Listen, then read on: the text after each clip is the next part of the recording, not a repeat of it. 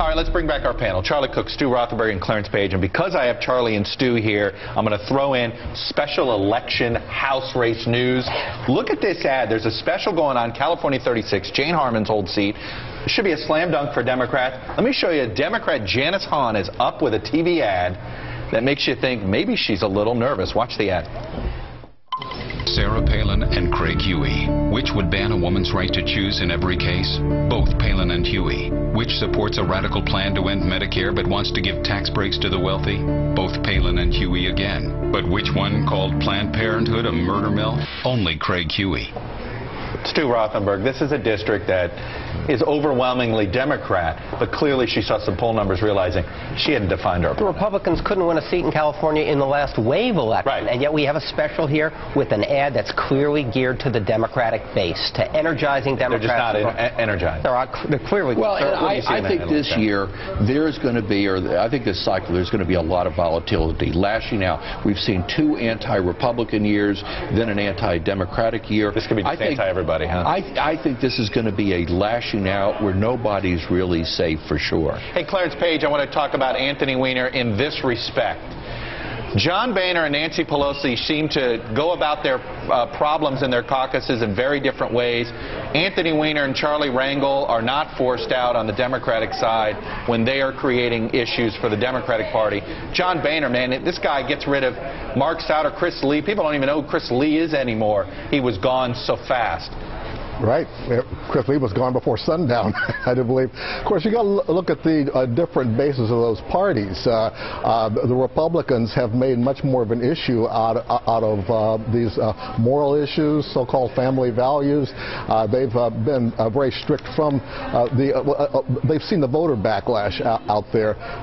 Even so, as you mentioned earlier, you know, a Louisiana congressman survived a scandal in which he was involved with a prostitute.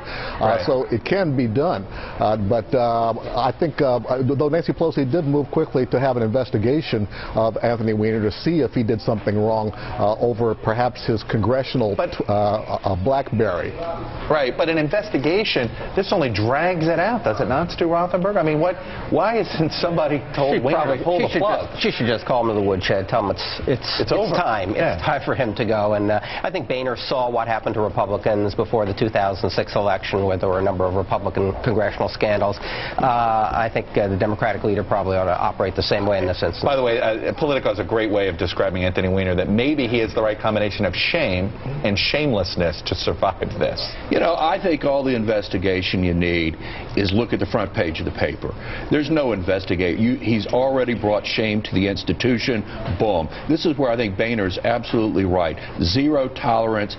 You bring shame on this institution, boom, you're gone. And if you're not gone, you know what? We'll put you in a trailer in the parking lot. And by staying in, you got the New York tabloids that are just going to drip, drip, drip. All right, we're close to the end of time. Shameless plugs. Clarence Page, what do you got to plug for me? Well, I think we're going to hear a phrase that an Australian demographer's come up with, Bernard Salt, hotness delusion syndrome. It describes men who think they are hotter in the eyes of women than they really are, and some of them do it over their BlackBerries. People can Google that. What do you got to plug for me today? What should I read? Chuck, I'm plugging my column today in Roll Call on Richard Nolan, a congressman, Democratic congressman, elected in 1974 for 3 terms, and he just walked away. He decided not to seek re-election in 1980, and now he's thinking about running again more than 30 years later. Sandy Koufax never did make that comeback after he walked away. Charlie, what do you got to plug?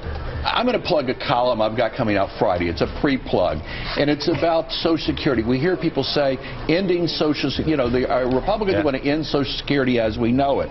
And there was an Urban Institute study, and it shows, I'll just use one group, for a couple retiring in 2010 who made about $43,000, they paid $109,000 in Medicare taxes, they got $343,000 in benefits. Something wrong with that. Up and down the line. Yeah, math is off. Medicare, as we know it, is unsustainable. That's it for this edition of the Daily Rundown.